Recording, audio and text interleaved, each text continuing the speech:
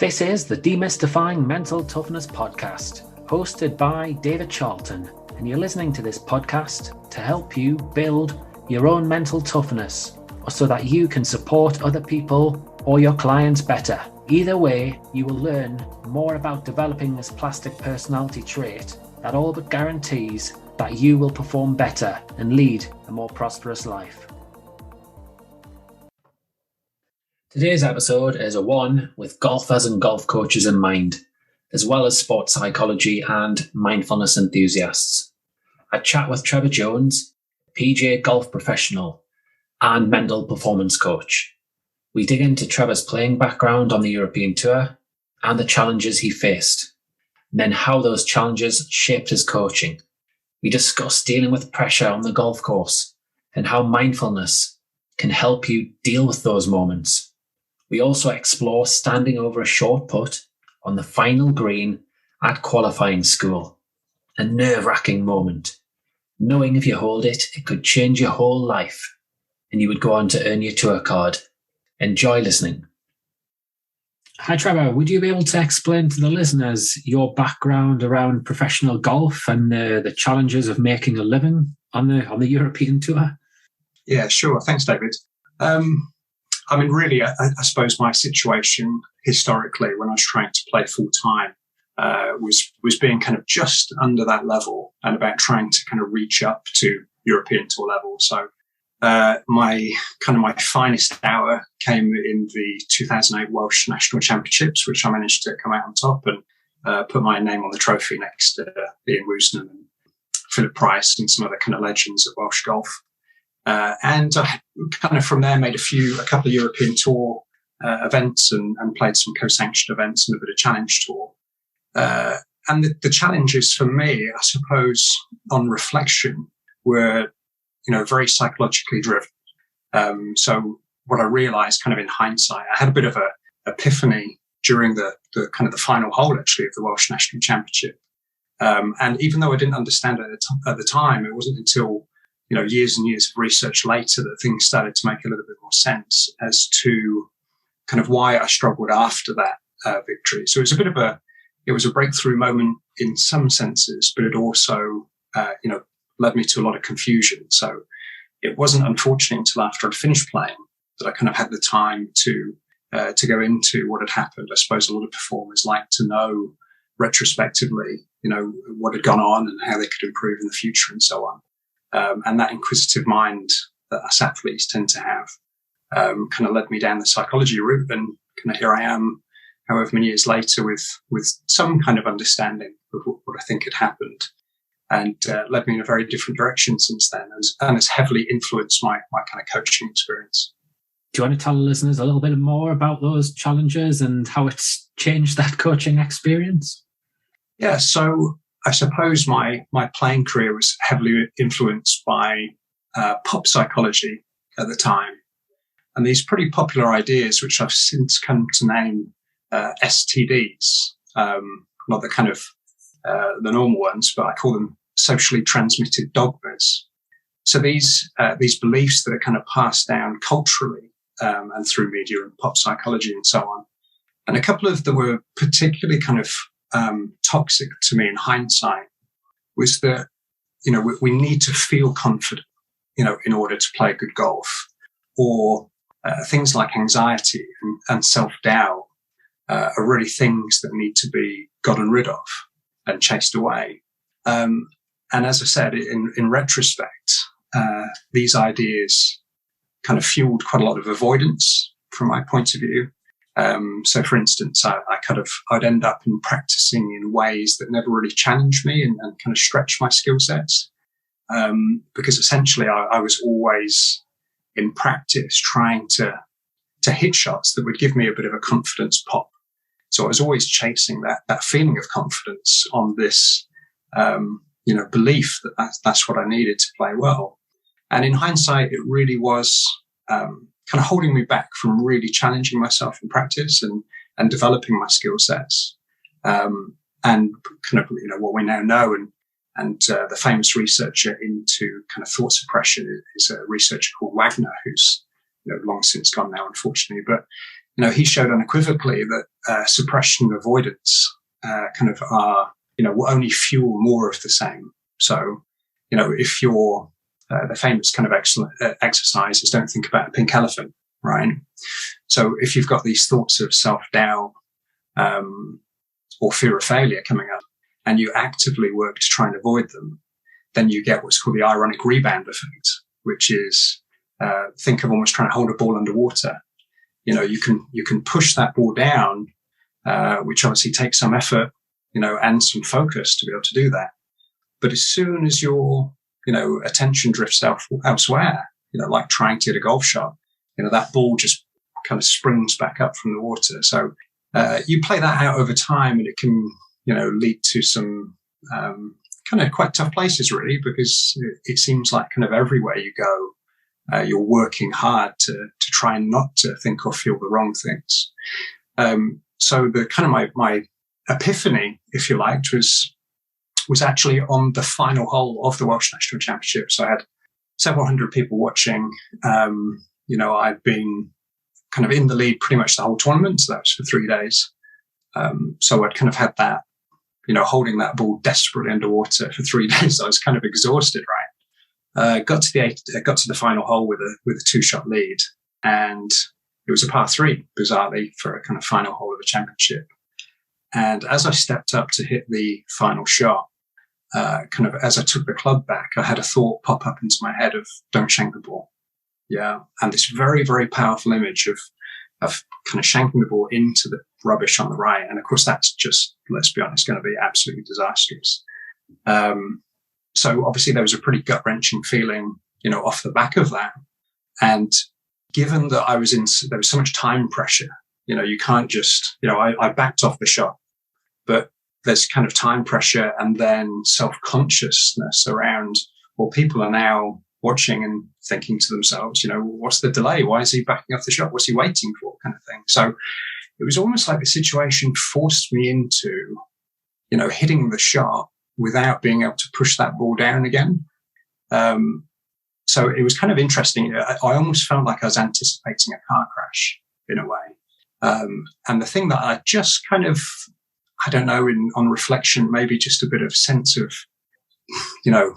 good fortune or some kind of wisdom that I didn't yet have. But it was, I just said to myself, just rhythm, just try and make a smooth swing. That was what it was. But I still remember the downswing was still like white knuckle. I was expecting the worst, kind of eyes closed at impact. And I flushed it. I flushed the ball right down the pin, pitched about 6 feet short of the hole and kind of spun back to about 20 feet short of the hole. And I was just flabbergasted, And then again, I walked up to the putt and, it wasn't a tricky putt necessarily, kind of uphill about 25 feet, but in the context of the situation and through what I was experiencing internally, everything about my internal experience said that I was going to mess it up. Yeah. That I was going to, 3-putt, 4-putt and, go into a playoff and then God knows what happens. And again, all of this was going through my head. And I hit a great putt. I licked out and I kind of like, it finished about two feet past. And then again, I walked up and my mind was screaming at me that I was going to miss. And I hold it. And I went away like, what's happened? Because this idea that, everything that I'd worked towards, we had to feel confident and we had to be thinking the right things, had just been completely blown out of the water.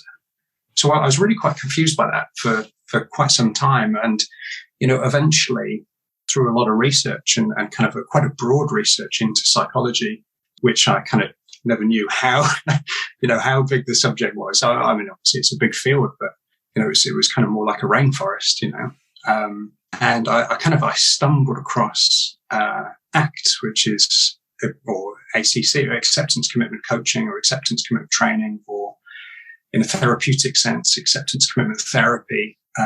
And all of a sudden it was just a huge light bulb moment for me. So this was about 8 years ago now. And the first page of the first book that I ever read on ACT was just, it was kind of like a eureka moment for me. So ACT basically stipulates that if you're having self-doubt, if you're self-conscious, if you experience some depression, if you have a fear of failure, if you have anxiety, then you're normal. That makes you human.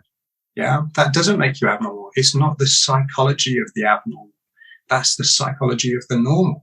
This is part and parcel of the human condition. And when it starts to kind of talk about how, this is when it became really interesting, actually, because, they're very, very interested in how things function cognitively, not necessarily how they present, as in their form. Now, what's fascinating about that is there's been a huge parallel within the golf industry. So golf coaching as a whole, which I'm a kind of golf coach and, love biomechanics and everything else, but I do have obviously massive psychological leanings within my coaching, is in golf coaching over the last 15 years, there really has been a lot of blowback against, being overly concerned with the form or the look of someone's golf swing. And they become more and more interested in how it functions. So you look at the PGA Tour driving range and you'll see 100 different backswings. And you'll see 100 different top of the backswing positions, open club face, closed club face, across the line, Jack Nicklaus flying elbow, elbows together. You see everyone practicing in all different ways, but they all have millions of dollars in the bank, right?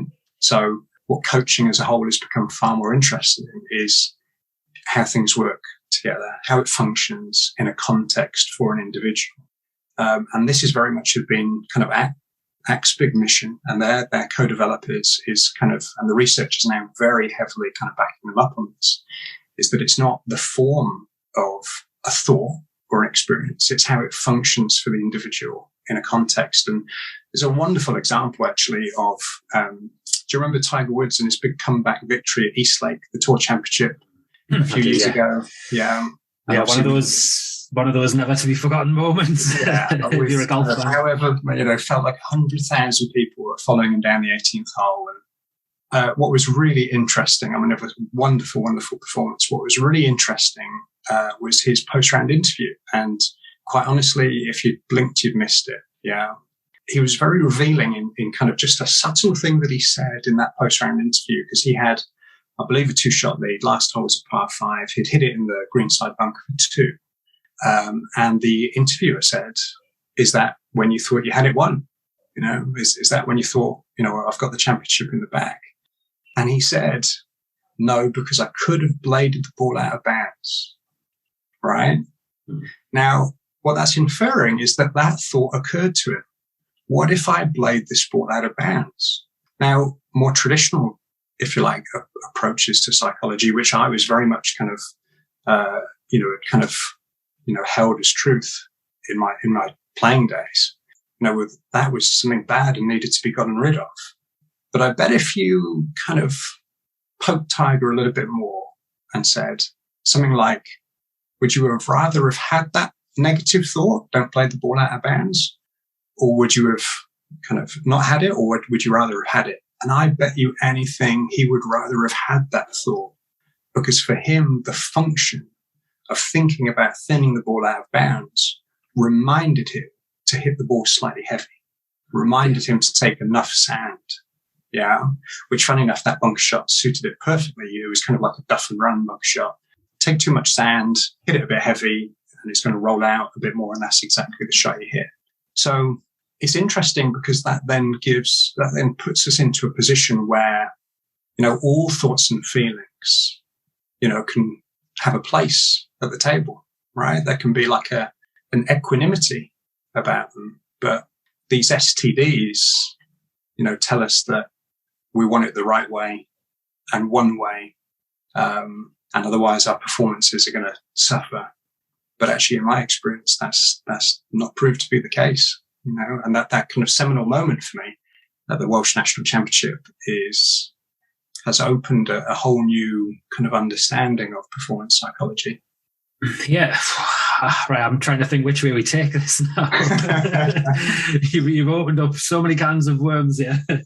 Awesome. So let's go with the positive thinking. I know when you look at like psychology literature, it would back up that positive thinking isn't necessarily going to improve performance.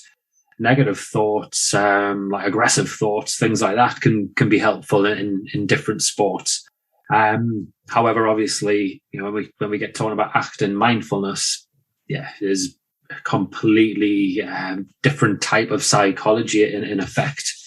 So, where do we start? Yeah. So, how are you integrating these principles, that you've learned into your golf coaching?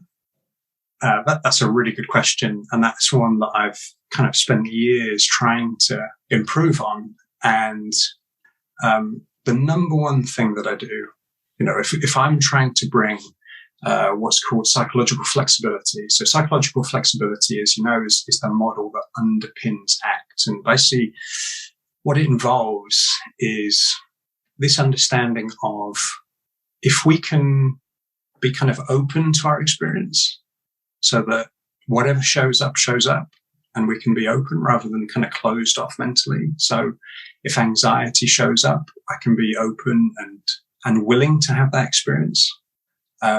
If I can be kind of situationally aware of what's going on, what fits the situation. So where is best to kind of place my attention in any given moment, and then be able to kind of commit to actions that are going to suit the situation. So that might, that's going to vary from a 6-foot putt than a 300-yard drive, right? Or a practice situation to a competition. Yeah. So in terms of, nurturing psychological flexibility, which Stephen Hayes, who's kind of the co-founder of Acceptance Commitment Training, will say things like the most powerful thing in all of psychology, if you're trying to, nurture flexibility skills in the person in front of you, the most powerful thing in all of psychology is to model it. Yeah.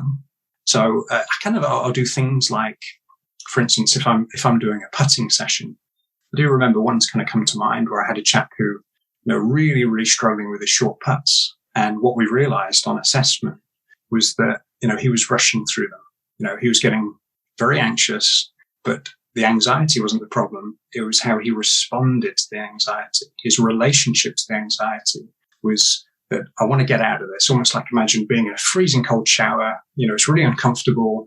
I've got to get out. We've kind of maybe had that experience once or twice when the water's too cold. And the knee-jerk reaction is to, jump out of that.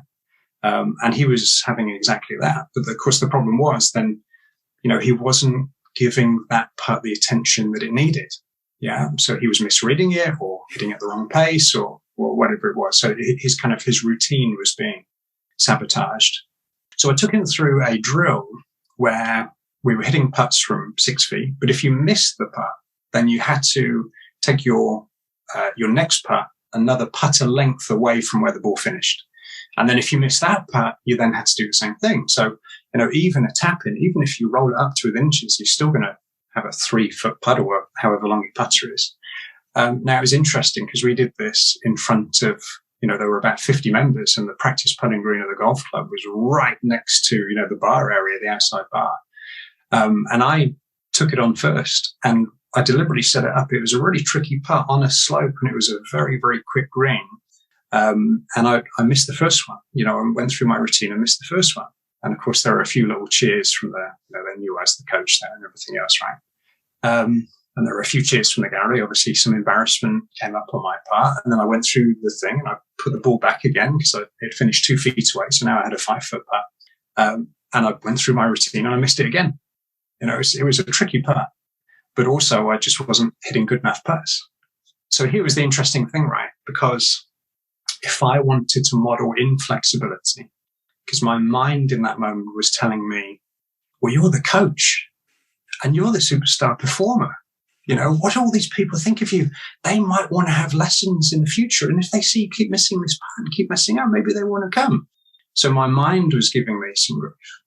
There was definitely I could feel the pressure of the situation. I could feel the anxiety, but I didn't step out of the cold shower.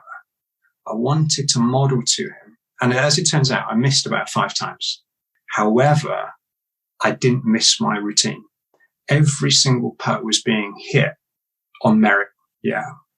So it was interesting, when I eventually holed out and walked off to the side of the green, because the crowd kind of, the people kind of watching, it was interesting because they kind of almost got embarrassed, and they almost like the first couple of goes, they were jeering and so on, and kind of applauding ironically, sarcastically.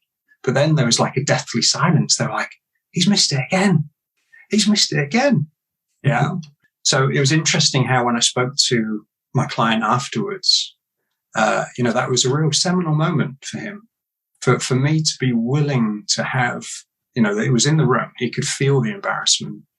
It looked like I was, really going through hell, putting myself on stage like that, but being willing to stick to the process and keep giving each part its kind of its due attention, was a big moment for him. There's a few things you've said there which have hit me in the face here. So I've been in that situation as well, similarly. But the crowd obviously cheering, they're focusing so much on the outcome, on the result, which naturally, as a golfer, as a performer, you can get sucked into that method of thinking as well. Secondly, would be the awareness of your routine. Some people just have got no awareness at all of what their routine looks like. So to actually develop a consistent routine is a challenge for them.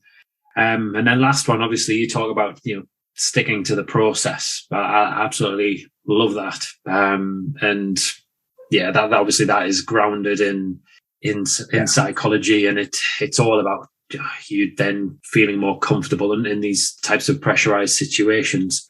Yeah, do you want to elaborate a little bit more on that? Yeah, and kind of, the interesting thing of how this has really kind of played out over the years for me is now, the process is less about feeling comfortable, and it's more about developing, one part of the psychological flexibility model is attentional flexibility. So I call that the torch beam, your mental torch beam. What is it you're focusing on?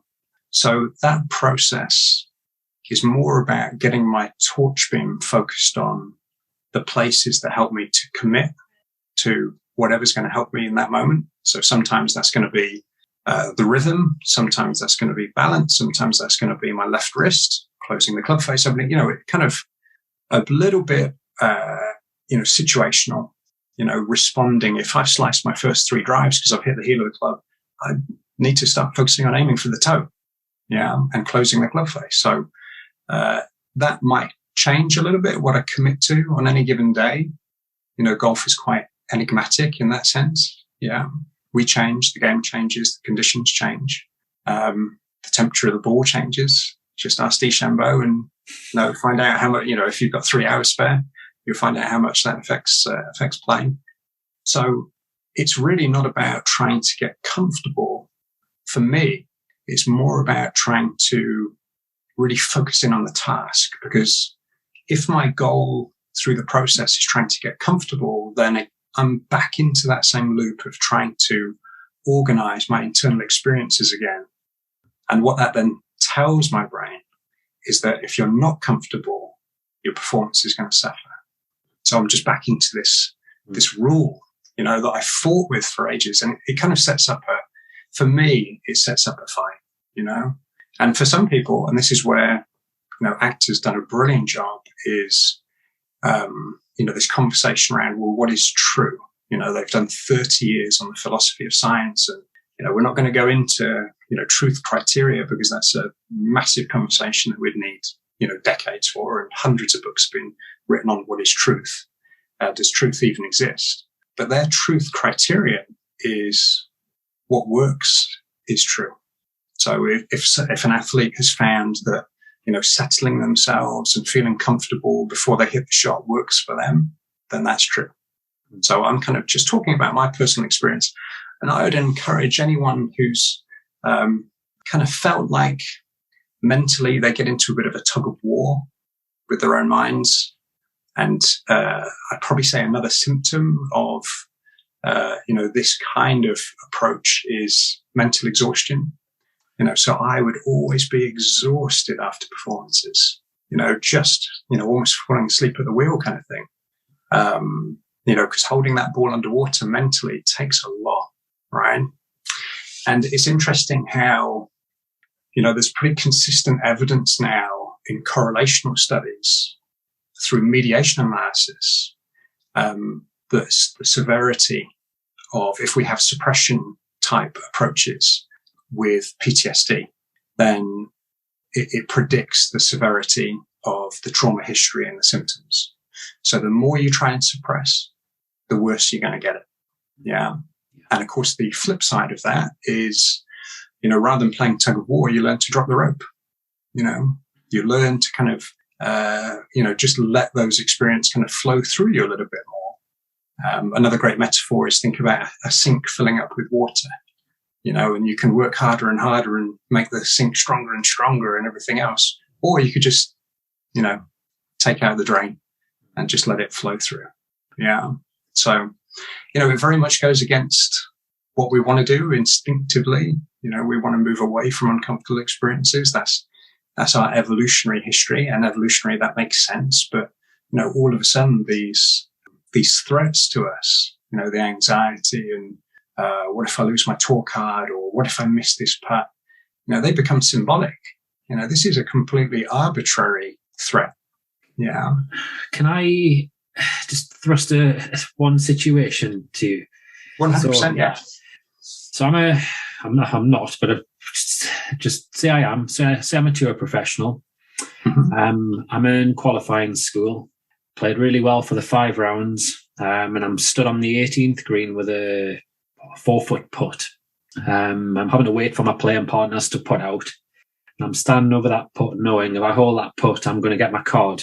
But if I don't, then how am I going to pay for my mortgage? All of this sort of thing. Yeah. How would you, as a golf coach, help that player in that situation where they've maybe got 2 or 3 minutes to mull over a whole lot of situations? Where does active mindfulness come into play? 100%, it would be to acknowledge it and to normalize that is what your mind will do in that situation, and that's difficult because on the other side of that, is something that there's something in there that's really important to you, that you care about. And it's natural that, we hurt where we care, right? We have these very, very painful experiences where we care about stuff. So, if you don't care about it, you won't feel anything. No anxiety would show up, kind of, I sometimes use the example of, kind of a bit random, but, if my next door neighbor came running across the road and, screaming because they hadn't collected his bins, and he was going to have to wait another week and he's just, blown his top. And I'd be like, Pete, I don't care. I feel nothing. There's not one bit of anger in me because I do not care. So, for Pete, who cares very much about, fairness and, order, right? That's big for him. So to acknowledge that those things have shown up and to kind of validate and normalize, that is the exact, the emotional intelligence system is 1,000 times older than language. Mm-hmm. Yeah. Mm-hmm. It's not wrong. Not wrong.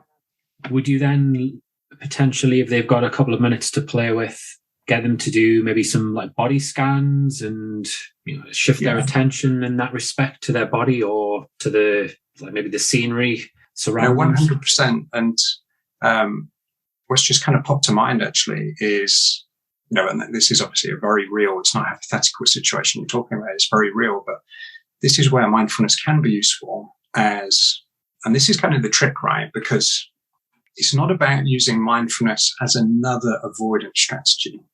Yeah. So there's this kind of concept now of what's called muck mindfulness, which is like a play on McDonald's, right? Which is this westernization of mindfulness, is using mindfulness as a way of avoiding and suppressing thoughts and feelings we don't like. Yeah. And again, we're getting into another tug of war right there. And I do have some reservations about when I hear McElroy talk about mindfulness and how he's been using it. Actually, I am nervous for him, and I have been for some time. And it certainly looks to me like he's gotten worse under pressure, not better, over the last kind of 4 or 5 years. But again, I'm talking from the outside in perspective. But if I just say this is, Chris Hoy, right? The London Olympics. So he's the reigning Olympic champion. He's the reigning world record holder. And he's, I think it's can't quite remember which event. He obviously did 2 or 3 events, but it was the first final that he had in the London Olympics. And he was last to go in the final. Yeah. So the reigning world record holder goes last. And the 2 guys that went before him broke his world record. Yeah. And he says, he sat on his bike on the start line. And do you know what he said? Given that he's the world record holder, he's the reigning Olympic champion, you'd have thought he might have felt somewhat confident, about his performance, what he's going to do. And he said, I felt like I was in the gallows. He felt like he was facing his own death. But what he then did was really interesting. He said he then focused on his hands on the grip of the handlebars, and he focused on the time of the clock ticking, just hearing the sound. And then obviously in the lead up, that allowed him to kind of have a bit of control over his attention. He could redirect his attention back to a place where he could then, make it useful to him. So kind of torch beam skills, I think, in that situation, as you said, like a body scan, or I'm a kind of a bit of a sucker for feeling the ground under your feet. That's a big one for me, because, that experience of being grounded is a very humbling experience. It's very here and now. In those kinds of situations, the jury is out a little bit on focusing on the breath, because, if you're feeling anxious anyway, you can almost get into a bit of a spiral of, trying to breathe the right way, or getting more conscious of being anxious. So something body-wise or audible, or 3 things you can hear kind of thing. Just useful ways, not to try and get away from the situation, but to try and ground yourself, and then to move into the process of, okay, so what do I have to commit to hit a good putt, right? That's really what it boils down to. No, most definitely. The reason why I brought it up was, I know if I go back to when I was a kid playing, and I played to about a 4 handicap at that point, I tried my heart out. And if I was standing over a 3-foot putt to win a big match or a club championship or something on the 18th, I'd be trying to get that done as fast as possible. And like you said, I'd be strangling the putter probably, and like willing the ball in. And all I'm thinking about is the hole and how important it is. But knowing what I know now, it's just completely different, because at that moment as well, thinking about those 2-3 minutes leading up to that putt, I probably would have been standing there rehearsing my stroke about 100 times prior to it, trying to be perfect. But now, like you say, it's just trying to ground yourself, be it through your body or other senses. And then I would stand over the putt, look at it, think, well, okay, I want to hole it, fine, but just nice, smooth putt, rhythm, and then what will be ultimately. And that's my philosophy now, and it's so much better under pressure. Absolutely. Like an acceptance of, as you said, not kind of like what will be like que sera, like I don't care. Yeah. Because that's like another form of, kind of deluding yourself. And I've been there 100%. I went through that phase of, I'll solve this problem of anxiety by, I just won't care. I'll pretend that I don't care about the results, Yeah. And it just feels so false, because you do care. Yeah. And that's why you practice for God knows how many hours a day. Yeah. So, I suppose for me, the meaning behind it is, it's more of a case of, look, you've put the hours in over the years. So what will be means more of, right, just trust what you've done over the years, and you'll be fine. And kind of, you're a grown man, and you can, you can deal with the outcome, right? But I mean, certainly, lots of things you've mentioned there, from, the need to feel confident, self-doubt, anxiety, to where people dwell on past mistakes. They they think if they have a good front nine, they get caught up thinking ahead. All of those things, as you say, are just completely natural and normal. I can remember Henrik Stenson, when he won the Open a few years ago, talking about, he was asked the question about what was he thinking about on the back nine. Was he thinking about the speech and things like that? And he said, well, yeah, those things did pop into my head. That's that is normal. That's life. Yeah, absolutely. There's this, it very much ties into just the very nature of how we learn language in the first place. And, that's a wonderful response from Stenson, kind of this normalizing, validating. This is part and parcel of how the mind works. If you've normally developed language and thought, the things are going to happen. We learn things in relations. So it can lead us into a place where, we can get into these little kind of cul-de-sacs, these mental cul-de-sacs where, there's no safe place basically because of how we learn in relation. So, if I say, opposite is a relation, right? So if I say to you hot, you think cold, right? Yeah. If I say black, exactly, white, right? If I say confidence, self-doubt, doubt, yeah. See what I mean? Yeah. So we can end up in this space, and there's this interesting kind of phenomenon in psychology called relaxation-induced panic. Yeah, where the very attempts, people who suffer, high anxiety and panic disorder, just the very attempts to try and relax will bring on a panic attack.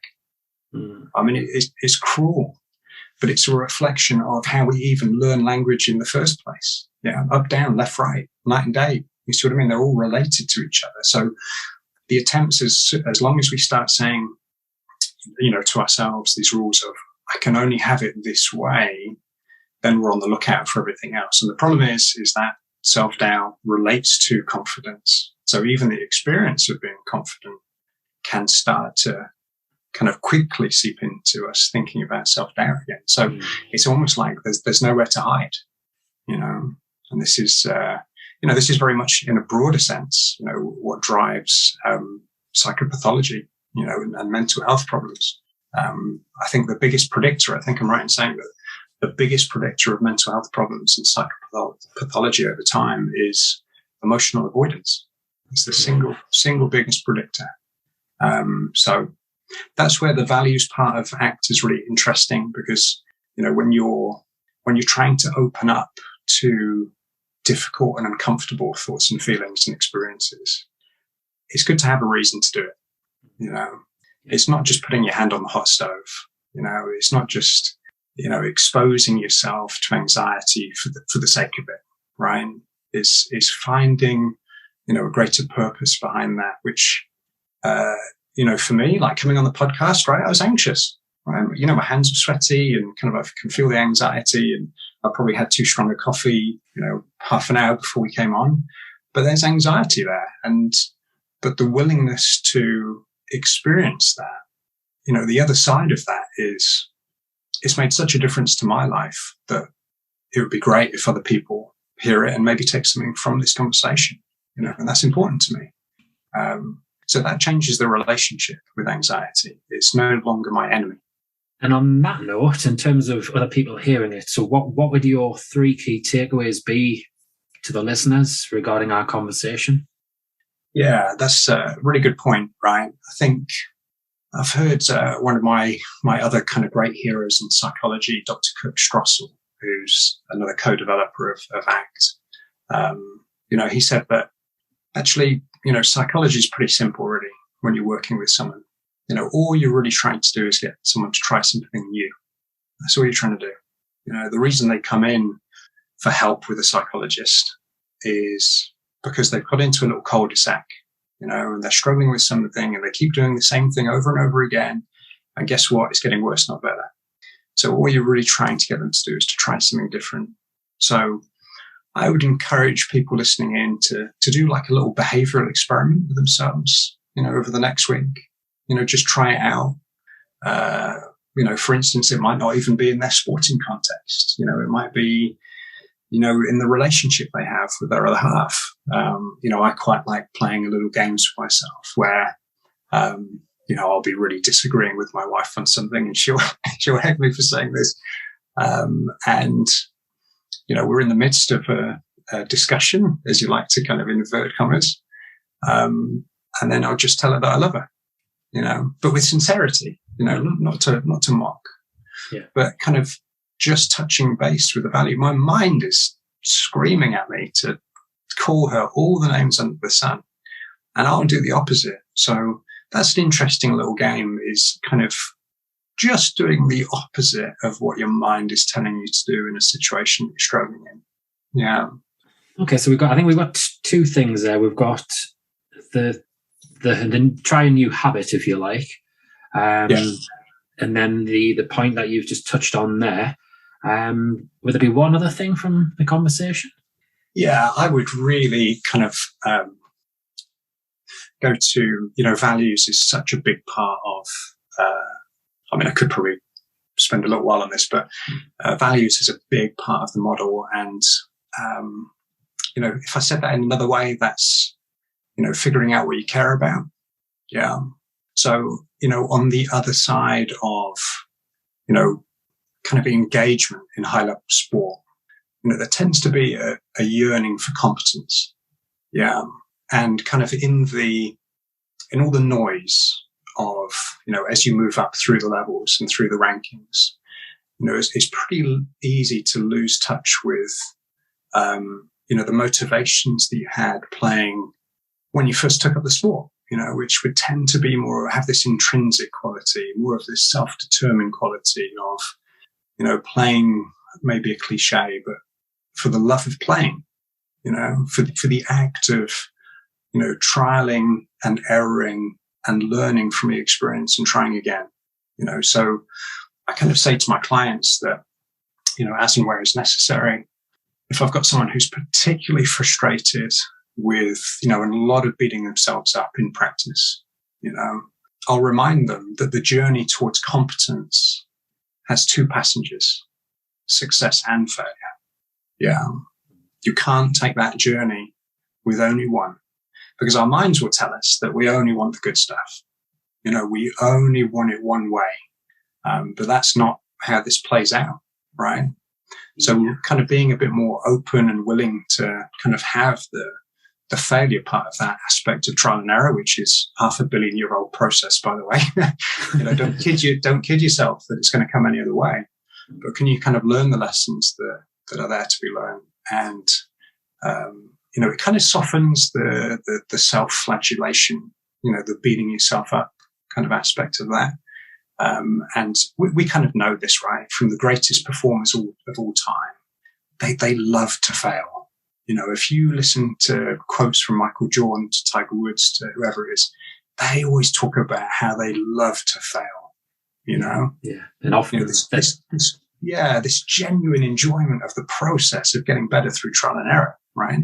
And often you hear the saying, "There is no failure" as well. That's another one. Yeah, that's right. Yeah. You either win or you learn. That's right. Yeah. Well, I've loved this conversation, Trevor. And I'm sure a lot of the listeners will have too. Whereabouts can they reach out to you should they want to get in touch with you? Yeah, thank you, David. So I'm on Instagram and Facebook at mind_your_golf, mind your golf. So I kind of, put some interesting, thought-provoking, ideas out there. And I hope people have kind of taken something from this conversation that they'll find useful. Excellent. I'll share those details in the show notes. And should people want to reach out to you, then obviously they can do. I really appreciate your time. Thank you. Brilliant. Thanks very much, David. That was a great conversation with so many fascinating insights and takeaways for you, the listener. I sincerely hope that you enjoyed it and have taken away some good ideas. It certainly gave me some nice timely reminders about how your mind can run away with itself and mean that you do get in your own way. When Trevor and I discussed the scenario of the golfer facing that nervous wait before stroking the short putt to gain their tour card, we both agreed that the use of mindfulness can be hugely helpful. I really do advocate the use of grounding and centering exercises.